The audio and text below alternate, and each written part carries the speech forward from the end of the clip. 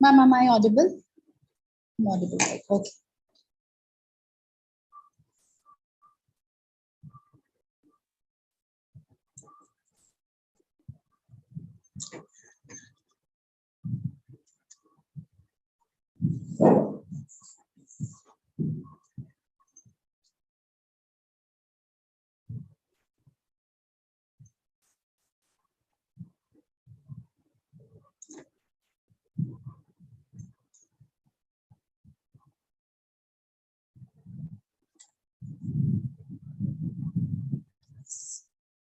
Good evening, one and all. Welcome all to Vayomanasa Sanjeevani's webinar series. Today's topic is World Hypertension Day 2022. To talk about this, we have Dr. Aparna. I welcome you, ma'am, for today's session. And our moderator for the day is Mrs. Annie Matthew. I welcome you, ma'am, for today's session. To address Mrs. Annie Matthew, she have completed her PG diploma in counseling psychology and also interning in NIMHANS hospital. Right now, she's pursuing her MSc in psychology from MLCU Shillong. She's also having 6 years of experience in counseling in young and married couples. Earlier, she was a quality coach come a behavioral skill trainer in GE and BPO division in Hyderabad. Right now, she is an active volunteer of a Vayomanasa Sanjeevani and other platforms. She's also a caretaker of her father-in-law who has online onset of Alzheimer's and dementia too since 4 years. I welcome you, ma'am, for today's session and all the Zoom and YouTube participants who have joined the session. Now I request ma'am to address our speaker, Dr. Aparna. On to you, ma'am. Thank you. Thank you so much, Gina. A very good evening to everyone present here. Respectable Dr. Aparna, my friends at the Vayomanasa Sanjeevani project of NIMHANS, and each and every participant present here today, a very warm welcome to all of you for today's session on our webinar series. Hypertension, as a layman may understand, is a combination of the words hyper, meaning above normal or excessive, and tension, meaning some kind of stretching or strain. Roughly meaning there is something that is happening above normal and causing a stress or strain. Medically, however, hypertension is broadly known as a condition in which the force of the blood against the artery walls is too high. The common name we all know this term hypertension by is blood pressure. That's all I'm going to say because I'm not the subject matter expert. It's my honor and privilege to introduce to you all our guest speaker of the day, Dr. Aparna S H, who will take us through the topic of the day, hypertension. Dr. Aparna is an MBBS and has done her DNB in General Medicine. She completed her MBBS from Bangalore Medical College, Bangalore, in the year 2001 and her DNB General Medicine from St. Philomena's Hospital, Bangalore, in 2009. You will be happy to know that Dr. Aparna has worked in general medicine for more than 20 years at various hospitals like St. John's Hospital, St. Philomena's Hospital, NIMHANS, ESIC Hospital in Rajajinagar and Peenya, and she's currently working as the Assistant Professor of General Medicine at Sanjay Gandhi Institute of Trauma and Orthopedics. Let us all warmly welcome Dr. Aparna as she shares from her vast knowledge and experience with us. Over to you, Dr. Aparna. Thank you very much, ma'am. Am I audible? Yes, ma'am. Okay. Thank you for the nice introduction. I'm happy. As you all know, tomorrow is World Hypertension Day. More than we call it as a happy World Hypertension Day, the Hypertension Day is usually was started in 2005 just to make everyone be aware of what hypertension is, what are its problems, and how do we handle it, how a common person should know. So let me give a brief information about what one has to do at especially in the elderly population, how to assess themselves, how to why they should be aware of the blood pressure, etc. After which I will be discussing whatever their doubts or any such things they get. So coming to this, as I told you, Hypertension Day is not just a celebration day. It is to make as many people aware of hypertension. I got the next. As per the American Heart Association, a normal blood pressure is anywhere less than 120/80 millimeters of mercury. Systolic and diastolic is what they have told. So what is elevated blood pressure? Anything above 120/80? Yes, in adults. But for elderly, it has gone a little further higher, up to 150/90. So that is how they have classified stage 1, stage 2, stage 3. Stage 3 is more than 180/100, 120. And that is supposed to be a matter of emergency and it needs to be seen by a doctor. That's all we need to know.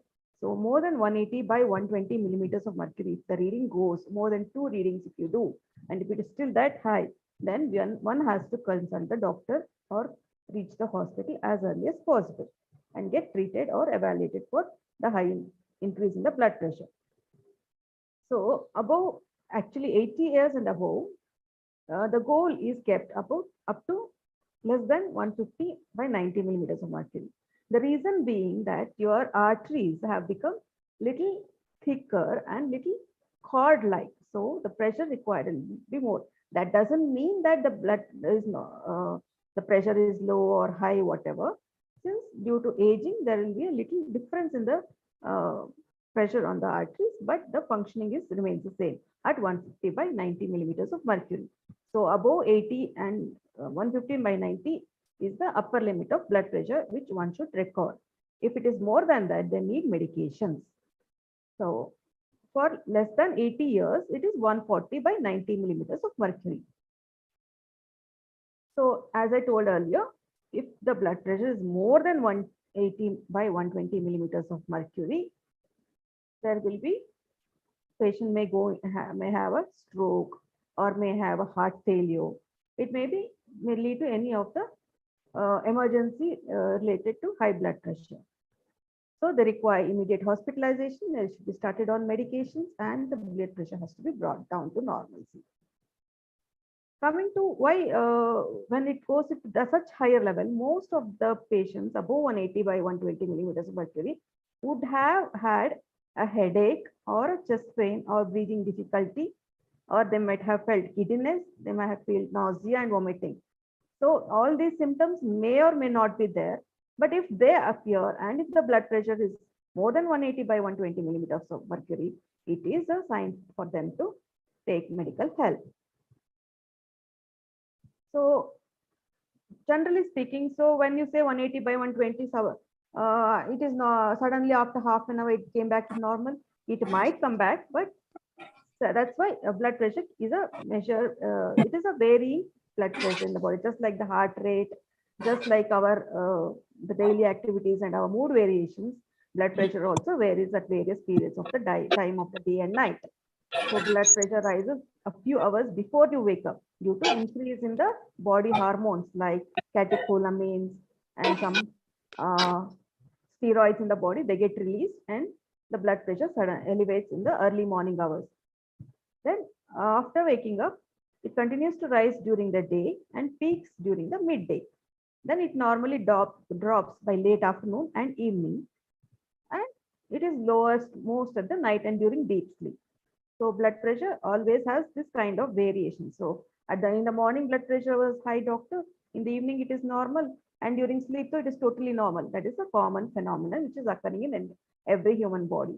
But persistently high blood pressure, which I have told you, above 80 years of age, if the blood pressure is more than 150/90, below 80 years of age, if the blood pressure is more than 140/90 millimeters of mercury, or at any point of time, if the blood pressure is more than 180/120 millimeters of mercury, it needs the medical attention. So what is blood pressure? As Mrs. Anne put it across. It is the pressure exerted by the arteries. So how do we measure the blood pressure? Let me tell you the basic details of it. In this, see, normally blood is flowing without any cuff. In this arm, one can see that blood is flowing normally. When we tie a cuff around the arm, then when we increase the pressure here, that the amount of pressure increased is sufficient enough to stop the blood flow from this to the lower end of the arm. So when we slowly release the blood pressure, the beginning of the flow, that is the pressure exerted by the artery against the outside. Then at the end of the complete entry movement, normalcy of the movement of blood flow from this, say we call it as the axillary artery, this is the brachial artery, these are the radial ulnar arteries. So normal blood flow continues. So that is the end of the pressure applied. So it is something like this. So from the beginning of this till the end of this, it is a blood pressure. This is a systolic blood pressure. This one is the diastolic blood pressure.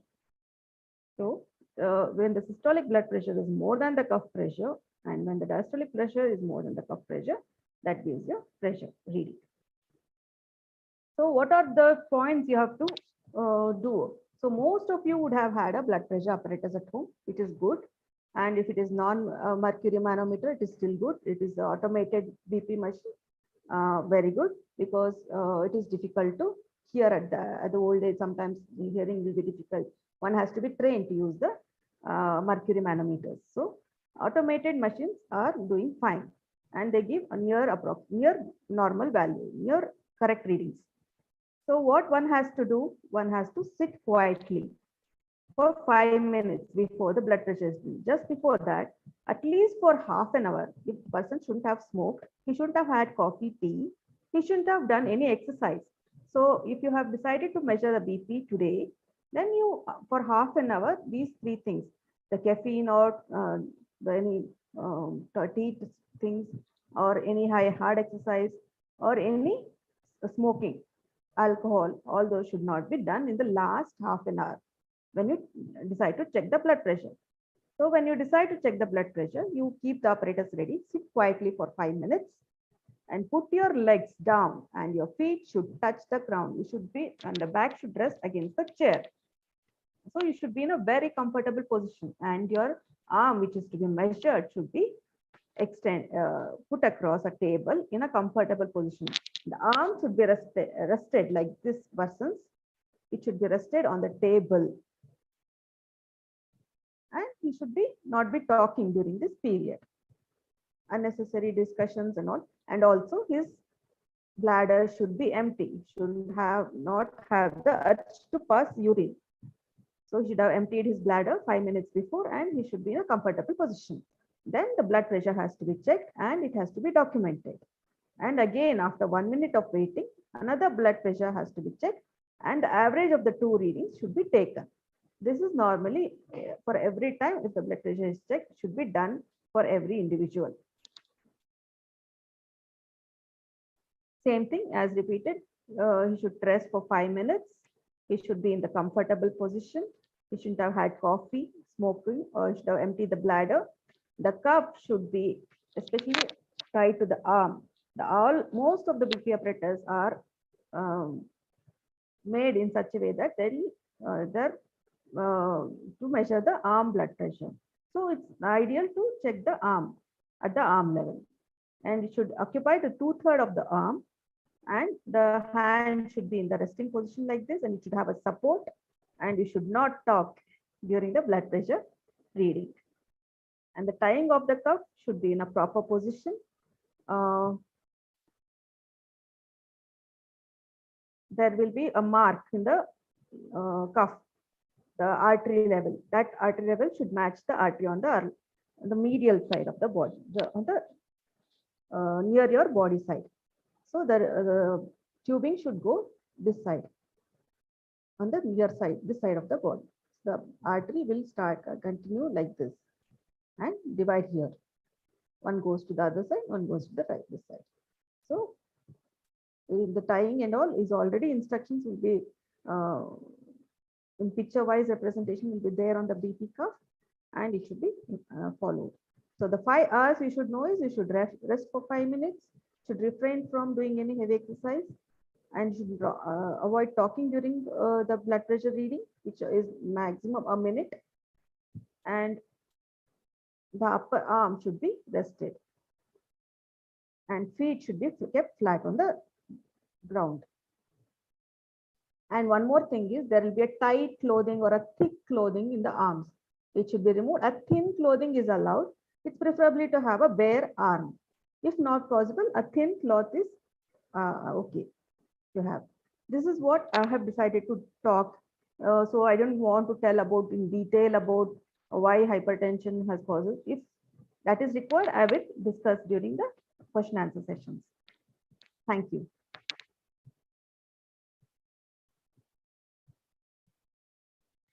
Thank you so much, ma'am, for that insightful session that we had. I'm sure all of us benefited personally from the things you shared with us. Thank you once again. We have a few questions that have come, so I will just share them with you. Maybe as you discuss that, we will learn more from it. Sure. One of the things that is commonly asked is hypertension hereditary? And if yes, what are the chances of the next generation getting hypertension, or can we avoid it? Okay. Audio is not available. Audio is not available. Can you hear me now? Yes. Can you hear me now? Yes. Hello. It's a little faint. Hello. Yeah, Gina, you can adjust the speaker volume. I think people have suggested it is very low on the. Okay, maybe the speaker volume. Maybe you can bring it close to the speaker. Do it. Ma'am, just tried to say. This is speaker. Try to say something, ma'am. Hello. Again, ma'am. Gina. Okay. 1 second, sir. I got it. Yeah. Ma'am, you can just keep using this. No problem. Okay. The other side now. Sorry about the issue with Yeah. the change of computers. It's a good question. I heard it. It's regarding familial. Is it carried by the gene? In a way, in some population, yes. In certain diseases, yes, but not common to everyone. It is, as I told, maybe due to environmental factors as well, along with genetics.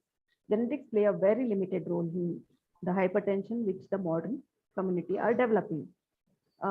It may be due to stress, and especially in the Indian setup, it is due to excessive intake of salt, as well as reduced exercise, obesity, and also development of diabetes, what we call it as a myriad of symptoms in a disease called metabolic syndrome. So in this condition, hypertension definitely is not genetic.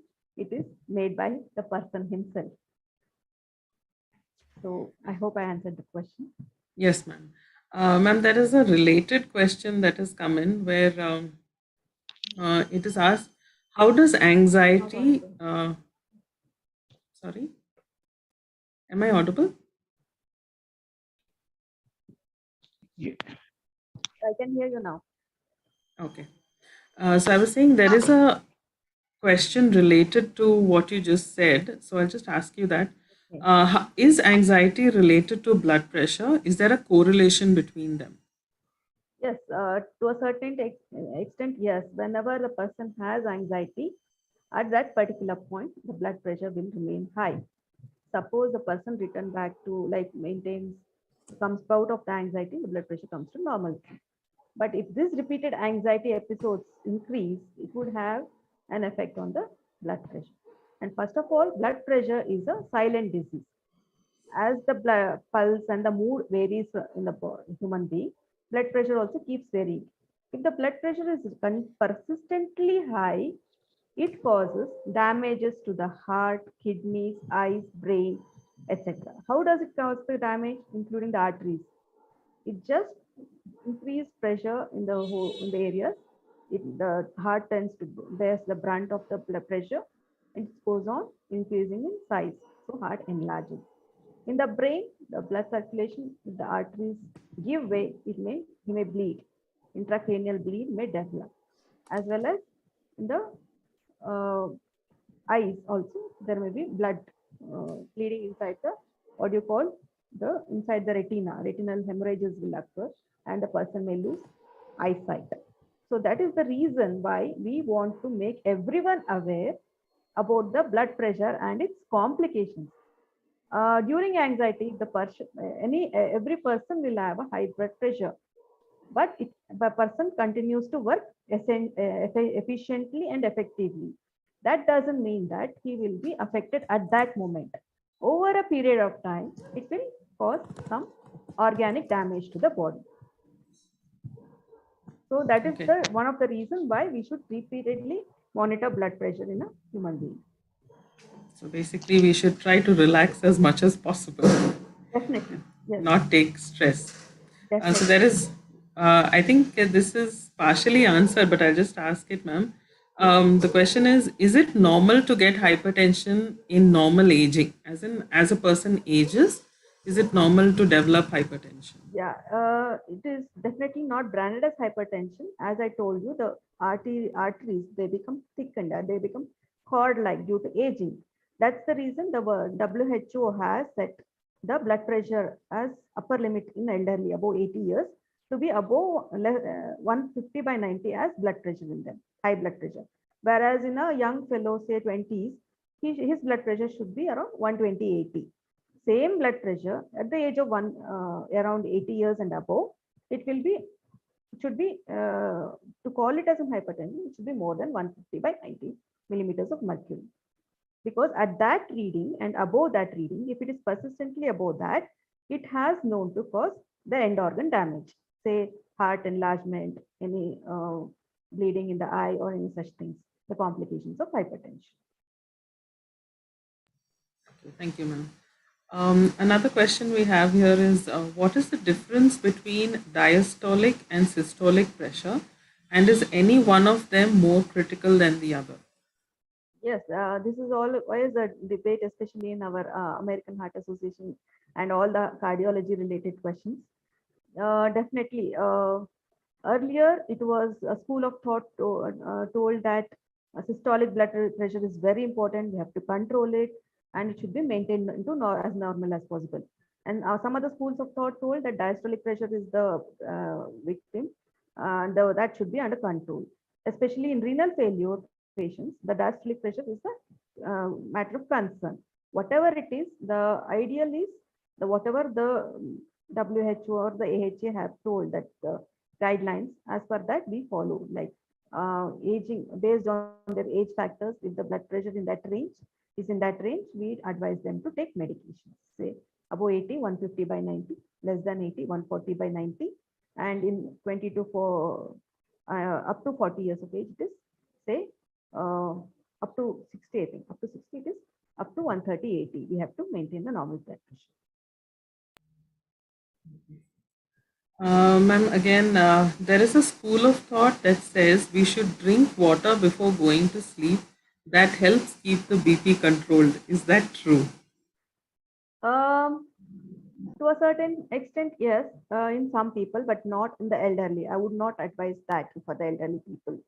Suppose the person is already suffering from, say, hypertensive heart failure, wherein there is already a fluid accumulation in the lungs, legs. Drinking more water will worsen his problems, say breathing difficulty, his leg swelling worsens, and especially in the renal failure patients, they would have restricted themselves on water.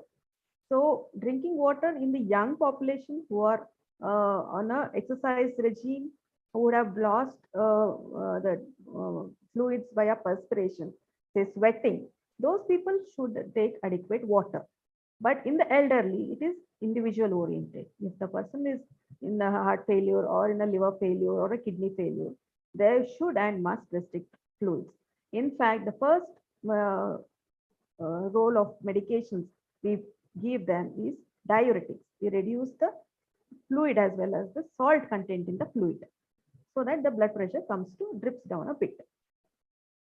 So drinking excess water is for the persons who are active and who have done a lot of exercise. In those people, I suggest. Another doubt is some people have a low reading whenever they check their BP. Is that, and it is said to be sports BP. Is there something really called sports BP? Yes, yes.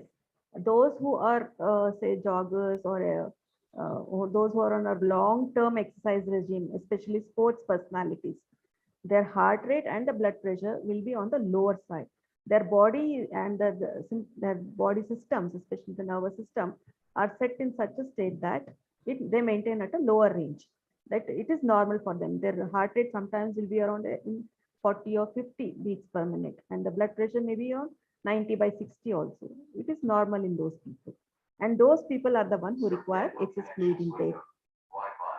Correct. Makes sense, ma'am. Okay.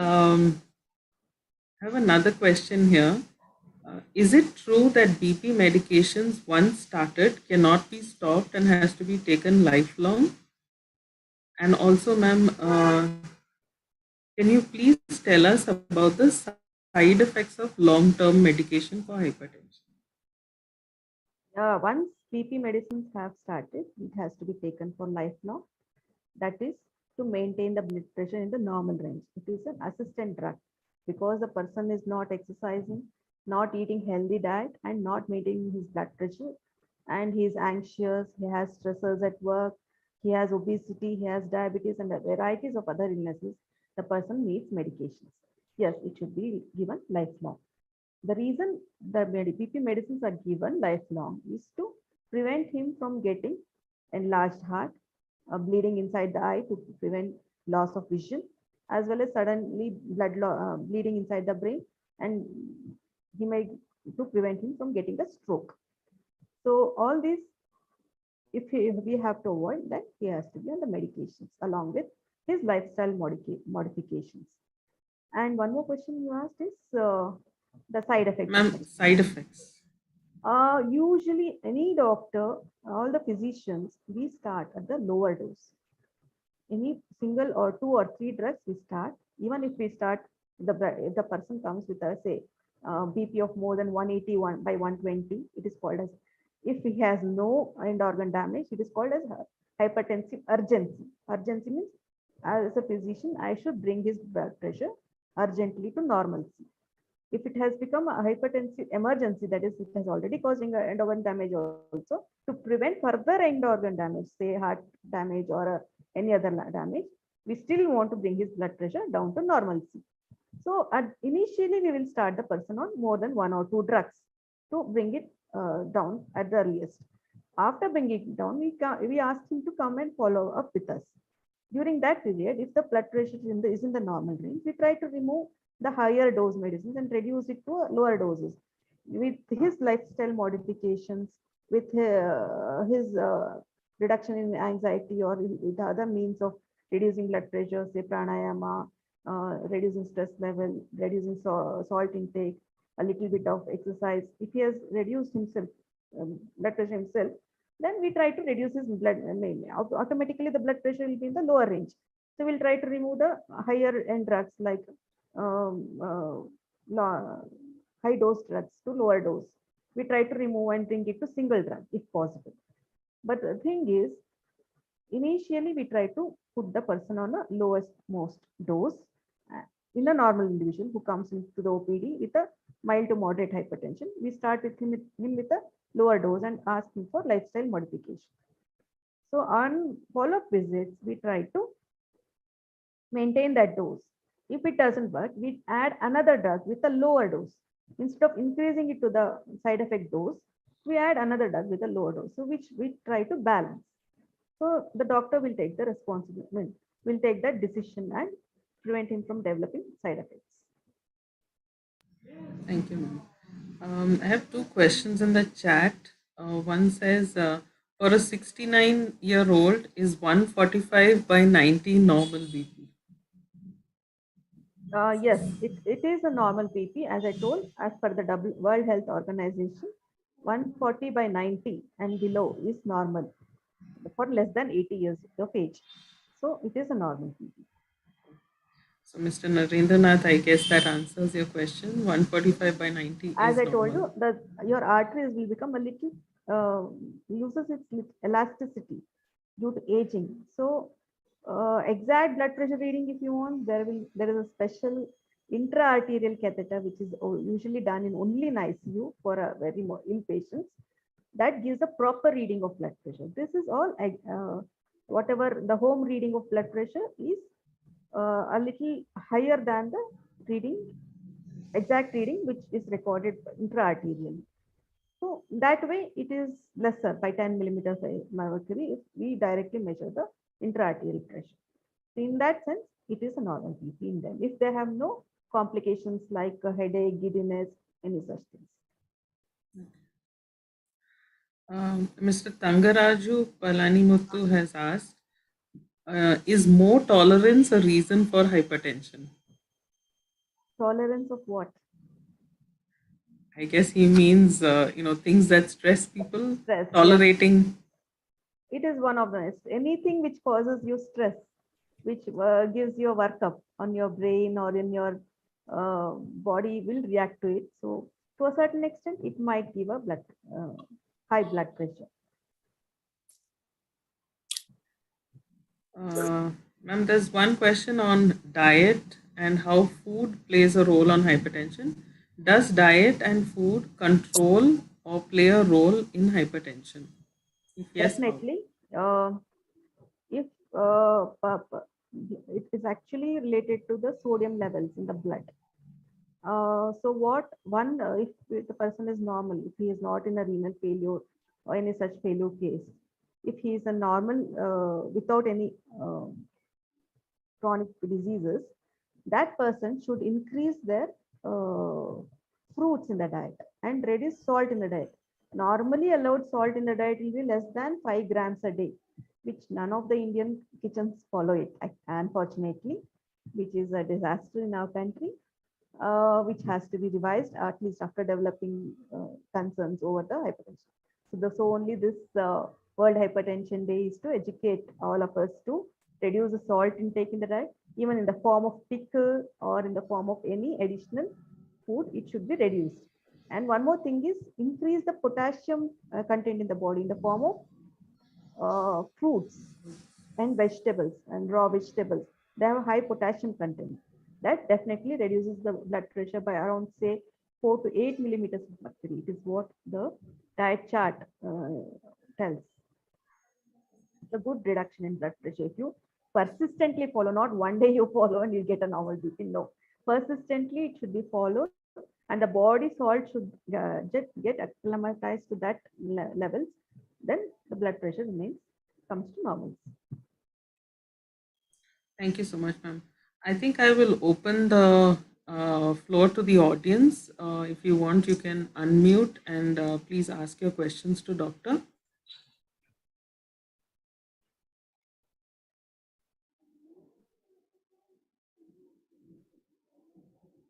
Periodical, whether BP has to be taken once in a week or once in a month. Yes, During, yes. If you are already a hypertensive patient and you are on medications, you have to take your BP, check your BP once a week at the same time as you have done the last week. You should follow this. If you have measured at some, say, Sunday 5 p.m. this today, Monday 5 p.m. you have checked. The next week 5 p.m. you have to check. You have to maintain the same time regime or a evening regime, whatever. And you also have to maintain a book of BP reading. And you have to take it to the doctor, say, this is how I checked my BP. This is what all the readings at the same time. It's ideal. The doctor expects it to be measured at the same time every once a week. Thank you, doctor.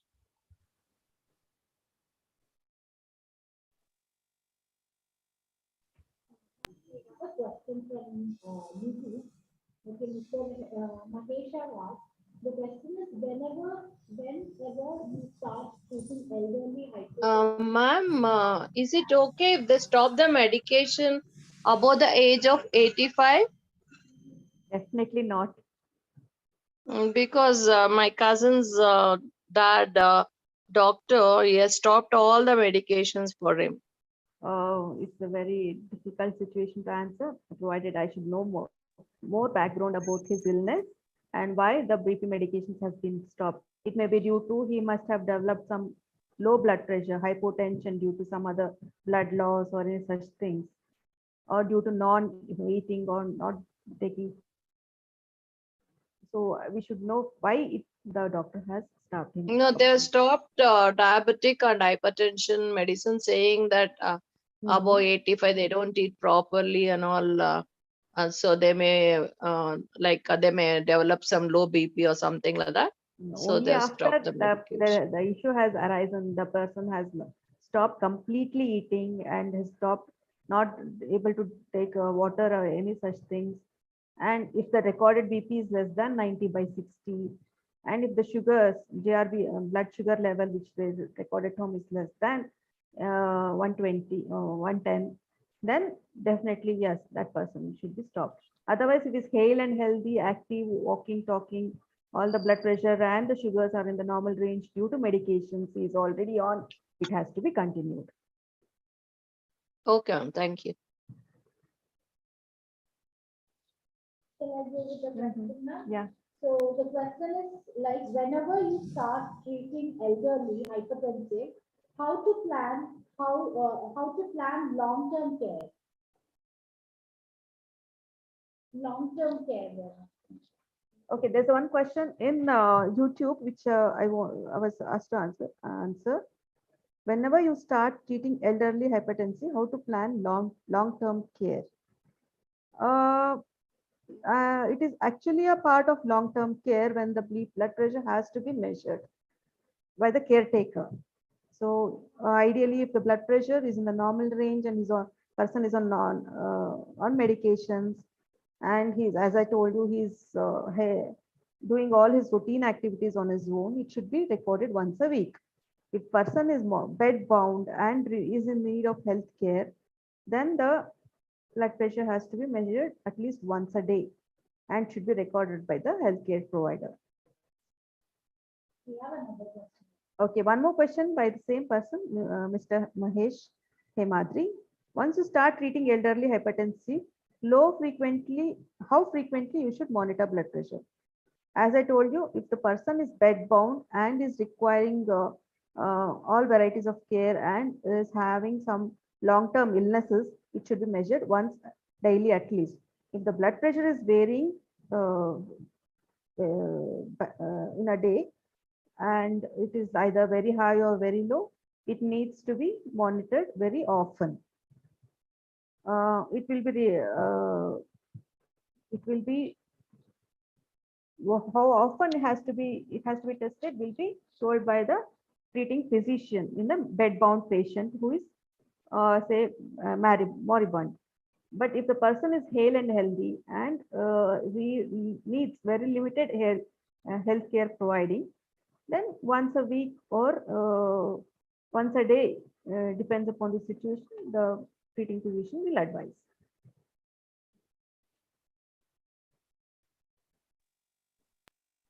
Ma'am, I have another question in the chat here. Okay. Taking BP reading in sitting position or in lying down position, which is more accurate and why? We suggest sitting position blood pressure as I showed in the my previous slides, with the legs lying flatly and arms in a resting position. That is because normally if the person is able to walk and that is the normal blood pressure in the routine activity. The lying down position blood pressure is always a bit lesser than the sitting position, and it is usually taken for those who are bed bound, those who are not able to sit properly. So what we are interested in knowing is the blood pressure in the posture in which most of the time a person spends. So if he is already a bed-bound patient, there's no need to make him sit. Only lying down position is sufficient. If the person is able to walk in sitting position, even sometimes standing position blood pressure is also measured. Lying to standing position, there is a drop in blood pressure in the elderly because all other mechanisms, all the blood pressure maintaining mechanisms will be slow to act. So there is a delay of more around 2 to 3 minutes to maintain the blood pressure. When a person suddenly gets up from the lying down position to the standing position in an elderly above 80 years, there is a sudden drop in the blood pressure of about less than 20 millimeters. So systolic blood pressure less than 10 millimeters. The diastolic pressure in a normal elderly or normal adult. If it is more than that, it is called postural hypotension. That is one of the cause for development of fracture because they suddenly collapse and they fracture their legs. And that is another cause for even head injury. They may hit some hard object and get some injured. So that's why we tell the elderly to get up slowly, take rest, and they even get giddy also when they suddenly get up. So fast movements they should not do during lying from the getting up position. Thank you very much, doctor. Thank you. Thank you.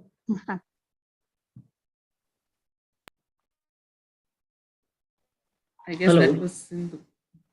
Hello. Yes, tell me, I can hear. Is there any relation between thyroid and hypertension? Yes, there is a relation. Usually, hypertension is present with hypothyroidism. So low T3, T4 and high TSH levels. Thyroid functioning, if it is low, there is hypertension associated with this. Whereas in hyperthyroidism, they may even have hypotension also, based on their severity of their hyperthyroidism. Hello? Yeah, tell me. What is the percentage of that getting affected? They are not interrelated. There may be, to a certain extent, they may be interrelated, but most of them will have hypertension. They should be monitored and followed up once 3 months or 6 months at the outpatient by the physician. Okay, thank you. Okay. Ma'am, I have one question from YouTube. Okay. I don't know if I'm pronouncing it right. Labile hypertension is very challenging in elderly. How to manage it? For not only hypertension, managing most of the diseases in elderly is very challenging. It is again at the discretion of the treating physician and regular monitoring of the blood pressure. They may need require a continuous BP monitor also, if that is there. And if they are bed bound in them, it has to be continuously monitored. And there's one more thing called Holter monitoring, which is done by a cardiologist. And based on that, the blood pressure as well as the heart rate and heart rhythm reading is also recorded in that. Based on that, what point of the day or night that there is a variations in the blood pressure and other readings, based on that, the medications are provided by the cardiologist. Thank you, ma'am. There's another question put by Sandhya. Is it true that BP should not be measured immediately after lunch or dinner?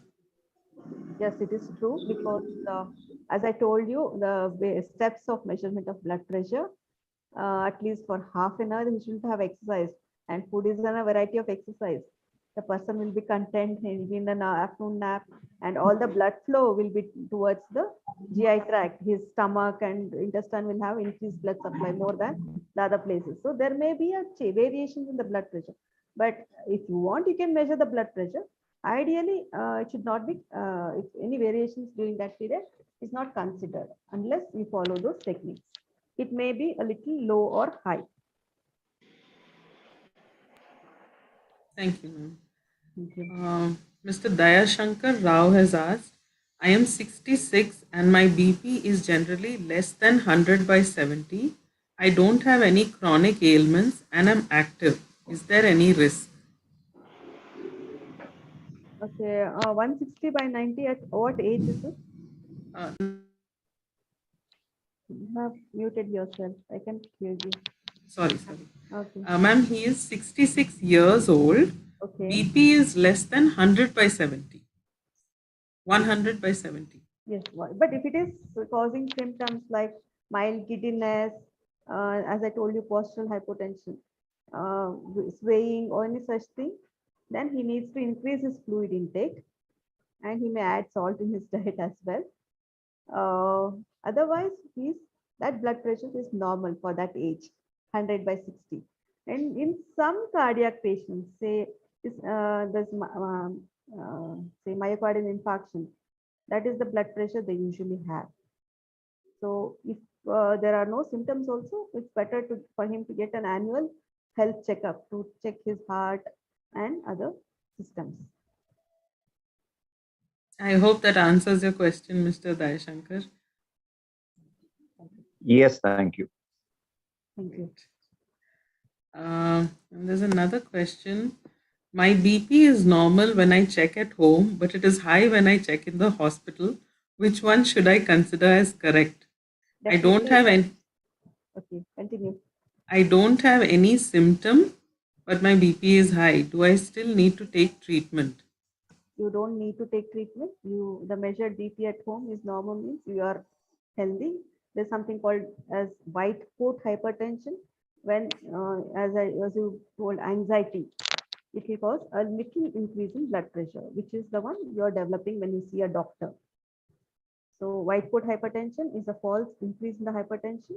If at home, if the blood pressure is recorded normally, then you need not worry. You try and reduce your anxiety, strain, or any such things related to the hospital and doctor. So that in future, in case you visit, I hope you do not visit, then you should not develop a high blood pressure or due to anxiety. Try and work on it.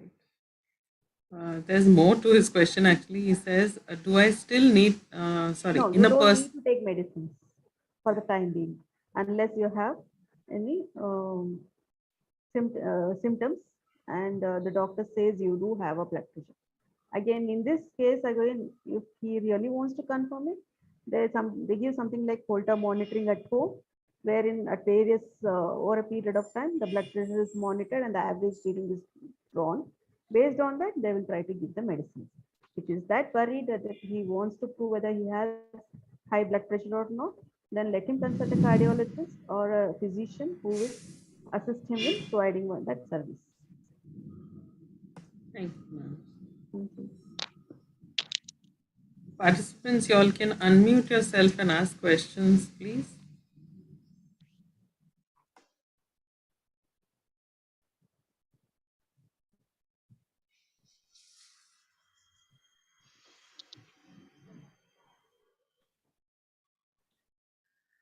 Ma'am, I have one more. It says, how is sleep important to blood pressure? Sleep is very important to the blood pressure because a normal sleep rhythm and the normal awake and sleep state maintains the blood pressure. During sleep, every organ of the body tries to reset itself, reconstitute itself, and it gives rest to the body. So when a person gets up fresh early in the morning, the whole previous day's stresses, everything it has to a certain extent rectified. So it really helps and also reduces the blood pressure. Okay, ma'am. Another question that says, when do we say BP is low? That's a very good question. It is definitely in a normal person, definitely the body tries to keep itself normal. Whatever you do, especially if you're eating normally, drinking water sufficiently, you're walking, exercising, or doing your routine on a routine basis, all those daily what you do, if you are maintaining it, the body tries to coordinate everything and maintain the BP in a particular state, say 120 by 80 or so. Very rarely these people should come to a doctor. But in certain conditions, like they develop suddenly diarrhea, excessive diarrhea, there is a loss of excessive blood fluid from the body, and it could not be replaced by fluid also. Even though they take orally, they may have developed vomiting. Those people have a low BP. Then due to those, especially sportsmen, in the heat, they do excessive physical activity in which they perspirate a lot of salt and fluid from the body. They will have low BP and they may get symptoms like mild giddiness, tiredness, which they will rest in a place and try to replace the fluid. That is sufficient initially. So whenever you develop such hypotension symptoms, say BP should be less than 90 by 60, along with giddiness, tiredness, feeling of they want to lie down. Such patients suddenly should lie down. If there are no resources, say nobody is around, if it is happening on a road, you just have to lie down and raise your leg. Whatever the blood flow in the lower limbs, they try to circulate into the brain and your heart. Brain requires proper blood supply. So that recovers most of the blood pressure and the problems related to the blood pressure.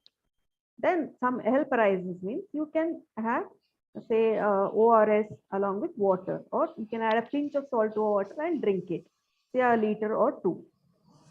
That will try to recover in the grave situations. Otherwise, in a normal human being, it is very difficult to have a low blood pressure. It's a daily activity, unless they do an unaccustomed work, like excessive work, or that should trouble them. I hope I have answered your question. Yes. Ma'am, the next question is, in a person newly diagnosed to have hypertension, what investigations are required? That is a very good question. Newly diagnosed hypertension, we will run a lot of investigations. First of all, we have to find out whether any end organ damage, as I told you, heart, or there is any heart damage or damage to the eyes, any such things has occurred. So you have to get a complete blood count. Then one important organ is liver, kidneys. If there is a kidney function test is abnormal, that also leads to hypertension. So we do a kidney function test, renal, blood urea creatinine, and serum electrolytes. Then the liver function test. In some liver function diseases, it may albumin may be high or may be low. It may leak. Then we investigate them with lipid profile. Lipid profile, if there is associated increase in the triglycerides and cholesterol levels, then he is more chances of developing a atherosclerosis of the vessels, which leads to hypertension. Then we do a ECG and a heart scan or a chest X-ray to check the enlargement of the heart, which we call as left ventricular hypertrophy, which the person has already developed due to hypertension in the last few months or years. So the person is suffering from hypertension. That is an example. See, you have been having high blood pressure. Already your heart is affected. It's better we stop at this level to prevent it further enlarging. You start medication. That's what we try to tell them. Also, as the previous one, somebody asked me about the thyroid function test. Yes, we do check for TSH levels. There is an association of high blood pressure, especially in ladies. These are the tests we do, and blood sugars. So diabetes, long-term diabetes, due to kidney damage, they may have developed hypertension. So we need to check their sugar test, blood sugar levels. So blood sugar levels, kidney function test, complete hemogram, thyroid function test, lipid profile, ECG, chest X-ray, and heart scan, 2D echo, heart scan. These are the basic tests we try to run on them. Also, we ask them to get an eye examination of the retina to be checked by the ophthalmologist, whether it has already caused any small damages to the eye, whether the person has been suffering from hypertension and has come to us at a later stage, we try to find out. Sure. Thank you, ma'am. Thank you. There's a question from YouTube, ma'am. Okay. What are the commonest side effects you have seen with Moxonidine in elderly? Moxonidine. In fact, Moxonidine. okay. It is one of the new antihypertensive drug, which unfortunately I have not tried on any patients. My patients are content with amlodipine, cilnidipine. So yeah, if I come across with that, I'll let you know. But right now, I am not using it. Maybe in special conditions, they would have started them on. Okay, thank you, ma'am. I have a little tricky question here, ma'am. If I miss taking BP medication for a day, can I take extra medication the next day? I don't think it should be done. If it is more than 12 hours, you can take one in the morning and one more tablet in the evening, but all at once is not allowed. And also, especially in a renal failure patient, there is a habit of not the doctor not telling them to take what time they should take the medicine. Certain medicines have some period of time of action. So the doctor only will tell that. So there should be a gap of at least 12 hours between the two medications of the same type. And also, if there are more than 2 or 3 types of hypertensive medications he is on, there should be at least 1 hour gap from each. Say if the person takes amlodipine and then some telmisartan and some other drugs like hydralazine, etc., clonidine, all those things, they should be given at least 1 hour apart, morning and 1 hour apart in the evening, so that the constant control of BP is maintained. Taking all at once, sudden drop in blood pressure occurring and coming to normalcy or high blood pressure, it may shoot up also. So it is suggested, especially in renal failure patients, they write down the timing also to be taken. But it's better to divide it into 1 or 2 hours apart between the two drugs. Sure. Thank you, ma'am. I have one more question here. Before that, I'll just remind the participants we're coming to the end. So if you have any questions, please unmute yourself and ask doctor directly. I'll just share this last question I have here, ma'am. Every time, do I have to visit the clinic to measure BP, or is home facility enough? Definitely home facility is enough if you and you have to measure it once a week at the same time of day as you have checked previously. Keep a record of those, the date and the time of the measured BP, and you have when you have called by the doctor, say once a month or once in 3 months, to take your BP recordings and show it to the doctor so that he can make revisions in your medication. Thank you so much, ma'am. Thank you. Participants, if there's anybody, please unmute yourself and ask doctor.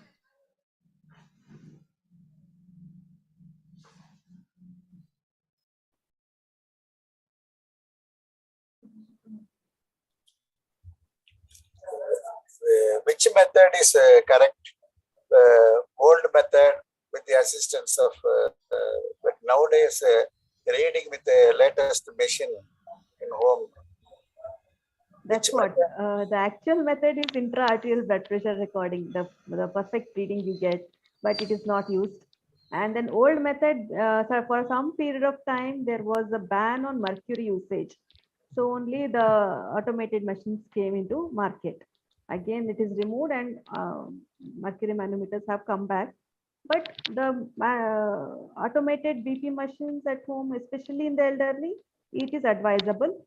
There may be or may not be a mild increase in BP recording in the automated machines compared to the mercury manometer. Otherwise, I have not come across any major significant differences between the two, so that we should worry about. Thank you, prevent them from getting the medications, changing the medications.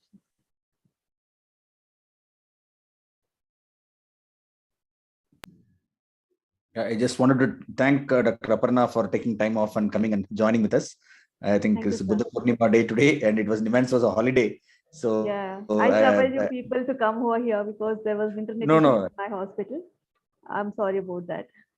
No, I think it was pleasure because I'm on vacation, so I couldn't meet you. So no problem. No problem. I think most of the questions, I think this is a very common problem, and a lot of people have very, very simple doubts, and you addressed very well. Thank you. I think very, very appropriate in the sense that you didn't load people with a lot of technical information.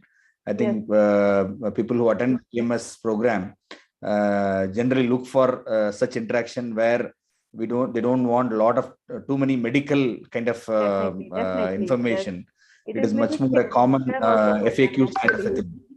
Yes, I agree. Yeah, it is really helpful. I think we as a team, we look forward to your continued support, and I think we will have much more closer kind of association. You work in the nearby hospital.